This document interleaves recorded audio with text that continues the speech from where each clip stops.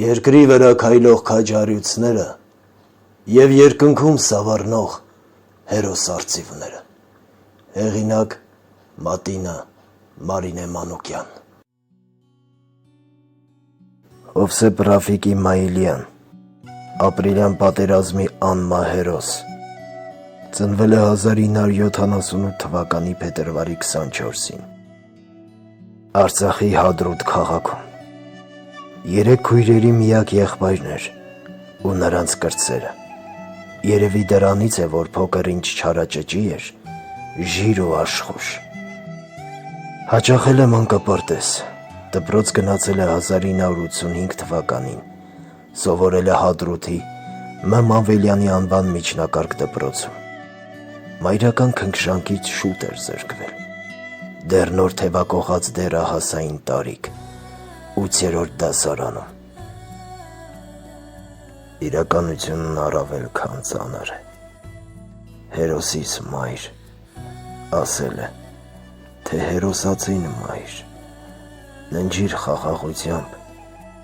խոնարհումս քո շիրիմին։ Մեր հերոսը դպրոցն ավարտելով 1995 թվականի հուլիսի 1-ին զորակոչվել է բանակ,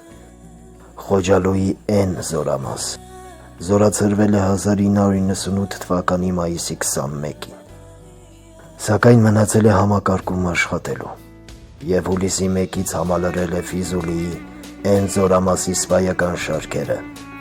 որպես մոտոհրաձգային դասակի և վաշտի հրամանատար։ Այս պաշտոնում եղել է մինչև 2012 թվականի փետրվարի 29-ը։ 2000 թվականին ամուսնացել է համագյուղացի Գեղեցկուհի Կարինեի հետ և իրենց համատեղ կյանքի ընթացքում ունեցել են 3 երեխա, 2 տղա, 1 աղջիկ։ Նա ուշադիր ու հոգատար հայր էր, ինչպես նաև սիրող ամուսին։ Երբ տուն էր մտնում, զինվորական կյանքը թողնում էր զորամասում, տանը նա միայն ընտանիքի մասին էր մտածում։ Չուներ զինվորական կրթություն, բայց այն իր ներսում էր, հոսում էր երակներում,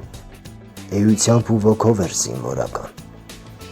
Եղել է կարգապահ զինվորականին հատուկ խստապահանջությամբ, դրսևորել է անբասիր ծառայություն, Արցախի հուսալի պաշտպանության գործում իր մեծ ավանդն է ներդրել։ Տանկային ստորաբաժանումներում ուսուցման և մարտունակության ամրապնդման մեջ ձեռք է բերել նվաճումներ և ի ցույց է դրել բարձր հատկանիշներ։ 2012 թվականի փետրվարի 29-ին նշանակվել է Ջեբրայիլի N զորամասի զրահատանկային ծառայության պետ, որտեղ էլ ծառայել է մինչև 2016 թվականի ապրիլյան օրերի խրոնիկան։ Կոչումով մայոր էր, ապրիլի 2-ի առավոտյան դեռ լույսը ջբացված Ադամամութին ժամը 5:30-ին փոխգնդապետ Վիգեն Գրիգորյանից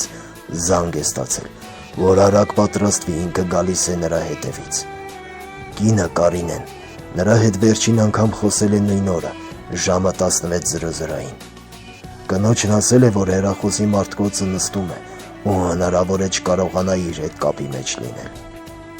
Իսկ ընդամենը կես ժամ անց հավերժացել է, բռնելով հավերժի ճամփորդի ուղին։ Հեռախոսն այդպես էլ մնացել է անջատված։ Նա տանկիստ էր։